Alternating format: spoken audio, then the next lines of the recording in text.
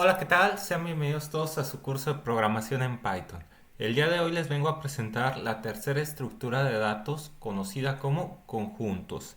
Las clases pasadas estuvimos viendo las primeras dos estructuras de datos, vimos lo que eran las listas, vimos las funciones de las listas y posteriormente vimos lo que son las tuplas, ¿no?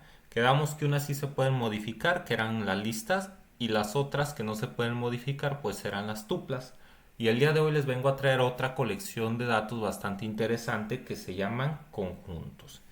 Estos conjuntos, brevemente voy a describir que son una colección de datos bastante interesante porque su principal característica es que no se va a repetir ningún elemento, no se va a repetir ninguno. Y además también están ordenados de forma aleatoria. ¿Eso qué quiere decir o qué implica? Pues que no van a tener índices, a diferencia de las listas o las tuplas, estos no presentan índices. Entonces básicamente eso es a grandes rasgos lo que viene siendo un conjunto, y para eso pues vamos a anotarlo a continuación para tenerlo como nota, lo que viene siendo la definición de conjuntos. Entonces, ¿qué son los conjuntos? Pues como les acabo de decir, los conjuntos son un tipo de colección de datos los cuales se agregan de forma aleatoria y su principal característica es que no se repite ningún elemento. No se vale tener elementos repetidos. Básicamente es lo que viene siendo un conjunto. ¿Cómo se van a definir los conjuntos? Pues va a ser en función de dos casos. ¿Cómo vamos a escribir un conjunto en Python? Dependiendo. Vamos a tener dos casos. Para un conjunto vacío, la definición es la siguiente. Para un conjunto vacío vamos a escribir el nombre del conjunto, un igual, y si quiero tener un conjunto vacío, o sea que no tenga ningún elemento, voy a escribir la palabra set entre paréntesis. Ahí está, set y paréntesis. Eso es todo lo que necesito para definir un conjunto vacío.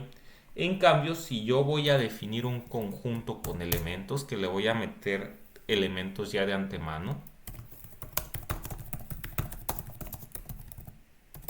¿qué voy a hacer? Pues es de una manera también bastante sencilla. Voy a poner el nombre del conjunto igual a, y aquí voy a usar las llaves, y entre las llaves voy a poner los elementos separados por coma, elemento 1, coma, elemento 2. Aquí voy a poner los datos que quiero guardar, y así sucesivamente. Entonces básicamente así es como vamos a definir un conjunto en Python. Este, Vamos a ver un ejemplo, vamos a ver ejemplos de esto. Si yo le doy correr, pues ya está. Aquí déjenme ponerle un espacio adicional para que se guarde el espacio. Ahí está. Entonces, vamos a ver. Como les había dicho, vamos a darle un nombre al conjunto. Es igual a definir las demás estructuras de datos. Damos nombre igual a y después las reglas que se necesiten para el conjunto.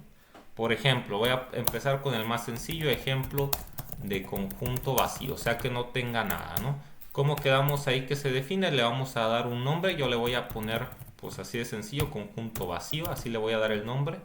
Igual a set y entre paréntesis. Si yo ahora se lo muestro al usuario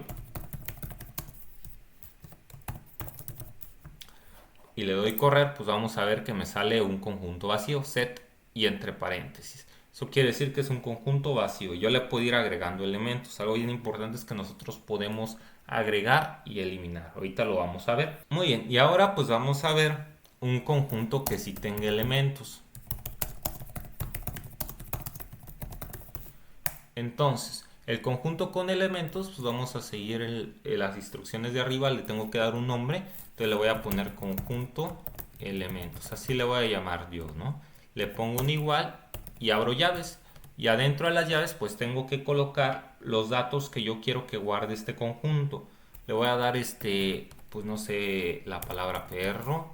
Le voy a dar el número 1, le voy a dar el número 3.14, le voy a dar la palabra gato, le voy a dar la palabra perro de nuevo y le voy a dar pues un número, otro número decimal, ¿no? Ahí está. Entonces, si ahora yo lo muestro, vamos a ver algo interesante que está muy relacionado con los que les acabo de exponer. Si yo le doy correr, vemos que pues al parecer funciona todo bien, no hay ningún problema. Y vemos dos cosas bien importantes. Primero que nada, ¿cuántas veces aparece la palabra perro?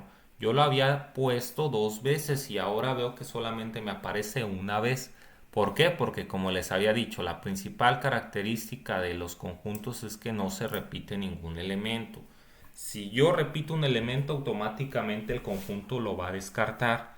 Solamente va a tener un elemento único, ¿no? Entonces de antemano ahí ya podemos ver eso. También aquí yo estoy viendo que no me los está mostrando en orden. Si se dan cuenta, en teoría debería aparecer hasta el final 6.98 y vemos que aparece en el tercer puesto. Entonces ahí ya estoy viendo efectivamente que como tal, pues no hay un orden preasignado. Y era lo que yo les decía, que aquí, perdón, los datos se agregan de forma aleatoria, perdón. Como les había dicho, los datos se agregan de manera aleatoria. Entonces, precisamente aquí no vamos a tener un índice para referirnos a un dato específico. Es otra característica importante de los conjuntos. No vamos a tener los datos de manera ordenada, ¿no? Pero, pues bueno, eso es algo bueno que podemos usar. Entonces, ahora sí, una vez que ya sabemos definir un conjunto, este, ¿qué podemos hacer con él? Pues podemos hacer varias cosas. Al igual que la lista, los conjuntos van a tener funciones especiales para los conjuntos. ¿Cuáles son esas funciones? Pues vamos a irlas viendo a continuación. Los voy a poner de una vez todas en un solo renglón. Este nivel yo creo que ya van a entender la mayoría a qué me refiero con funciones de los conjuntos. Ya hemos trabajado con ellos. ¿Y qué funciones tenemos dentro de los conjuntos? Pues vamos a tener la función add. ¿Qué va a ser la función add? Pues básicamente la función add, lo voy a poner aquí, lo que va a hacer es que vamos o sirve para agregar datos al conjunto. Eso es lo que va a hacer la función add. ¿Cómo se usa la función add? Pues como ya lo habíamos analizado en las clases anteriores, simplemente pongo el nombre del conjunto, .add, y adentro de los paréntesis el dato que quiero agregar. Así de sencillos. Vamos a usar la función add para agregar un dato a un conjunto. ¿Qué otra función tengo disponible dentro de los conjuntos? Por la función discard. ¿Qué hace la función discard? Pues como su nombre lo dice, descarta, elimina. Entonces la función discard sirve para eliminar datos del conjunto. ¿Cómo se usa? Pues de igual manera, de una forma similar, nombre del conjunto,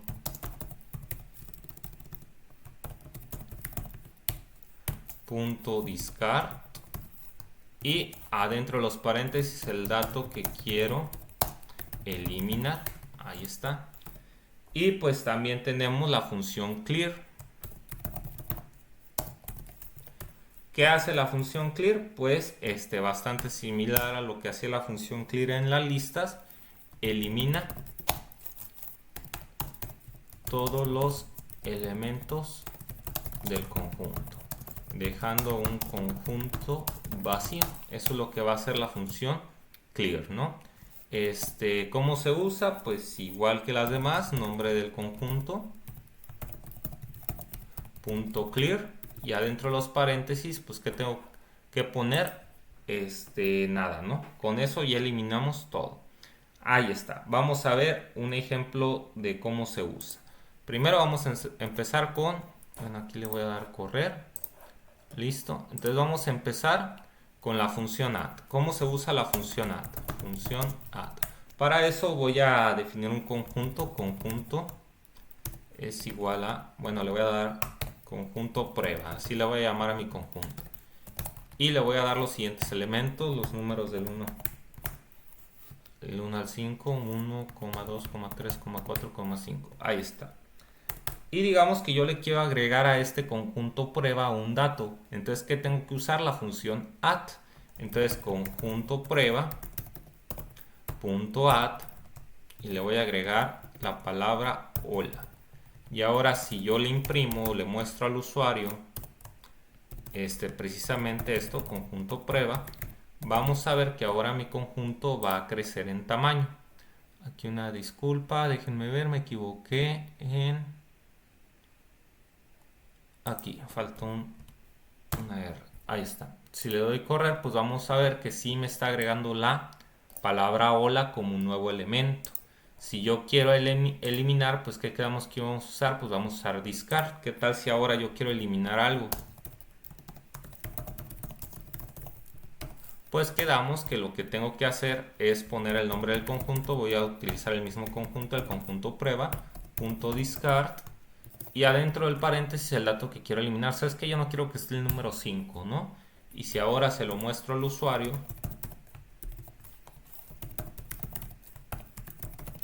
vamos a ver que efectivamente ya se eliminó. Ahí está la función discard. Y al final, ¿qué pasa si uso la función clear?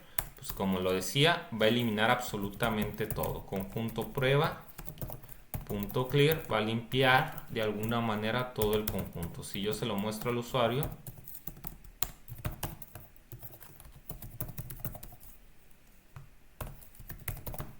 vamos a ver que efectivamente se elimina todo dejándome un conjunto vacío.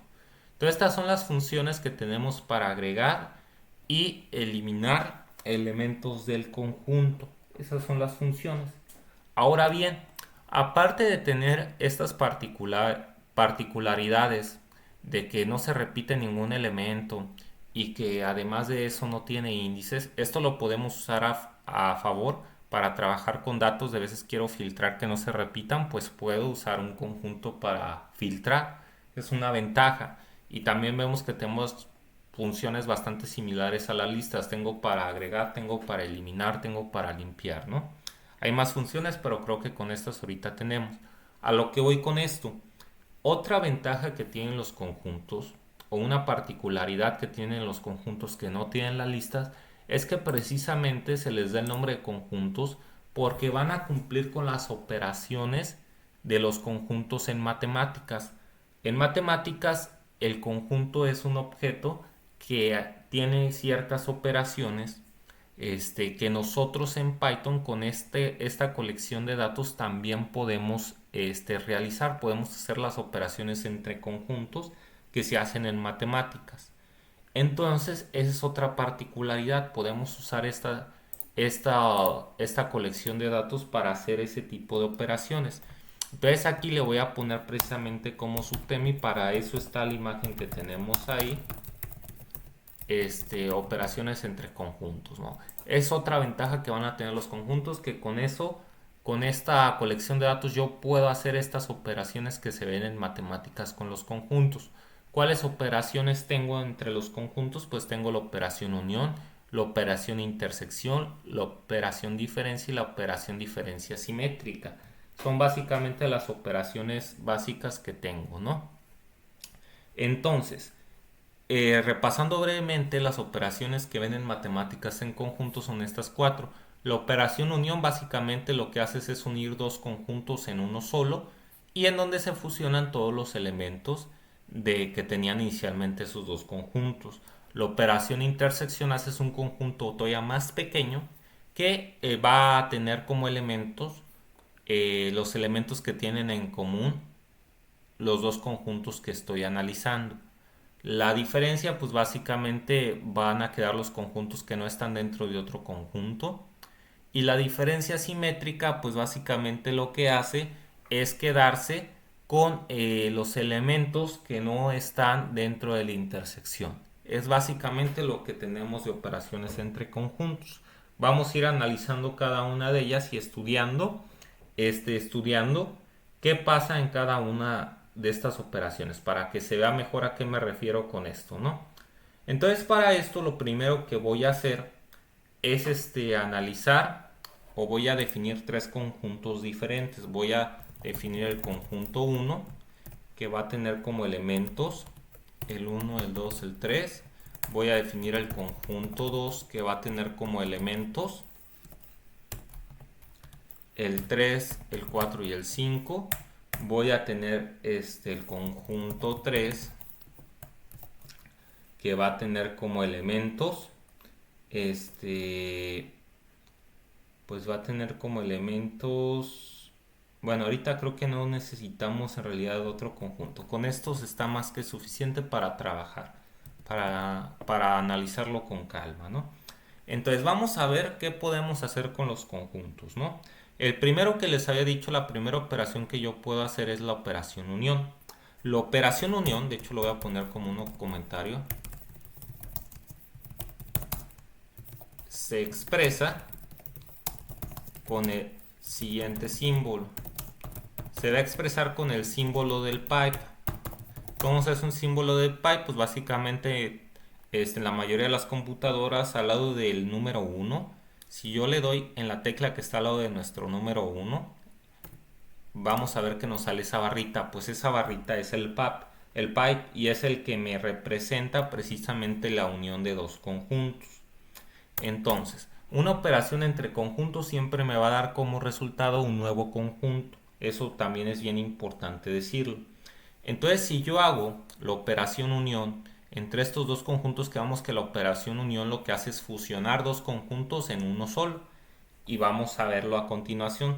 Si yo hago o guardo lo que me va a salir de la operación unión en una variable que se llame conjunto resultado, aquí voy a guardar qué operación, pues la unión del conjunto 1, unión con el conjunto 2.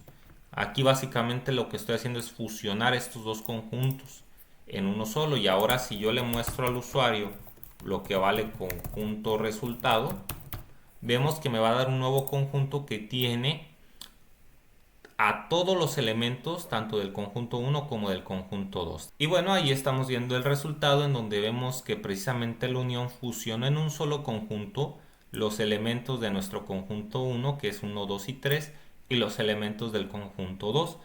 En este caso vemos que solamente aparece una vez el 3, a pesar de que los dos tengan un número 3.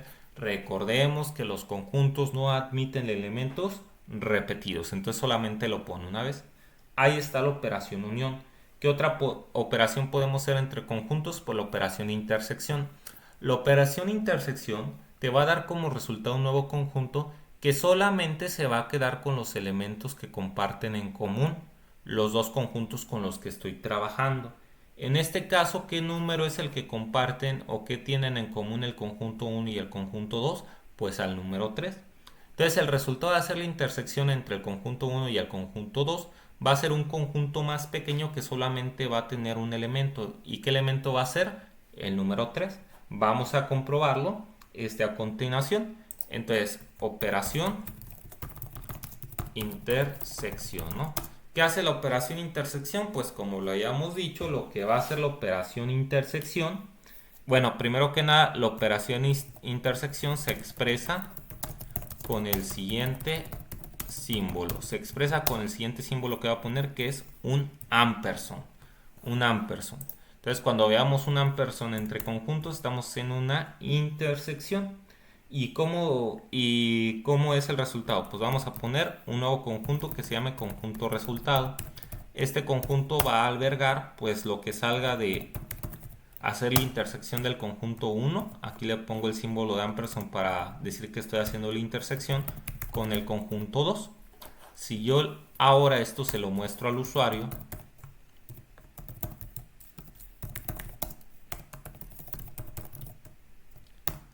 vamos a ver que me va a dar este conjunto. Perdón, aquí es un paréntesis circular. Ahí está.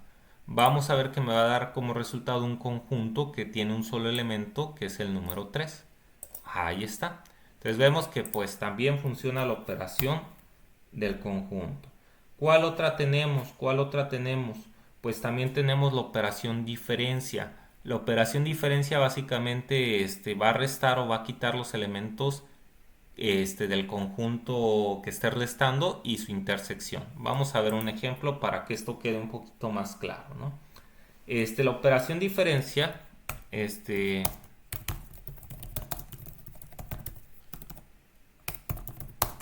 se expresa con el símbolo de menos, así de sencillo. Con un menos yo expreso la diferencia. De igual manera voy a almacenar el resultado de la operación diferencia en una variable que se llame conjunto resultado y voy a restar el conjunto 1 menos el conjunto 2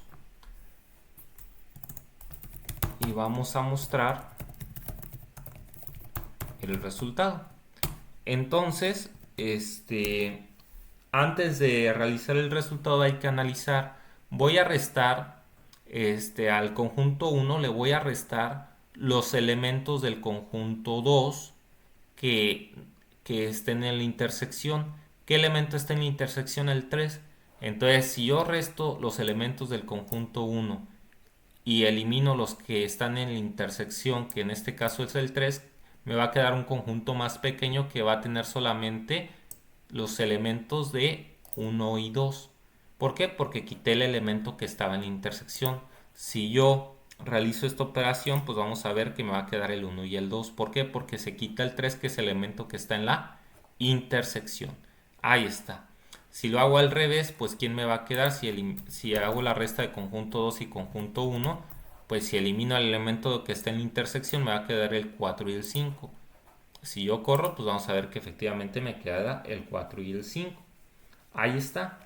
Y ya me falta por último la diferencia o la operación de diferencia simétrica. ¿Esa cómo se expresa? Se expresa con el símbolo de la flechita hacia arriba, así, como si fuera un símbolo de exponente, ¿no? La diferencia simétrica también me va a dar como resultado un conjunto, pero básicamente se va a quedar con todos los elementos excepto los que estén en la intersección. Eso es lo que hace la diferencia simétrica. En este caso, si se queda con todos los elementos excepto los de la intersección, el conjunto que me va a quedar, ¿quién es? El 1, el 2, el 3 no porque está en la intersección, el 4 y el 5 sí. Entonces me va a dar un conjunto nuevo que tenga como elementos 1, 2, 4 y 5. El 3 no lo toma en cuenta porque está en la intersección. Y vamos a verlo a continuación. De igual manera defino conjunto resultado que almacene lo que me salga de hacer la diferencia simétrica del conjunto 1. Pongo la operación de diferencia simétrica, que es la flechita hacia arriba, y conjunto 2. Y esto pues se lo muestro al usuario.